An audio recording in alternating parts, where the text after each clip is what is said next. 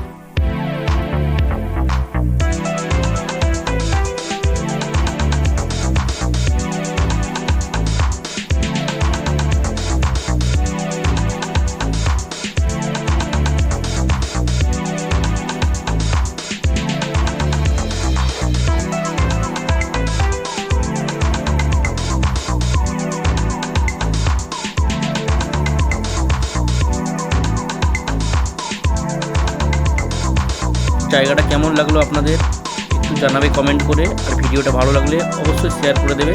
জায়গাটা কোন জায়গা আপনারা এবার দেখে নিন।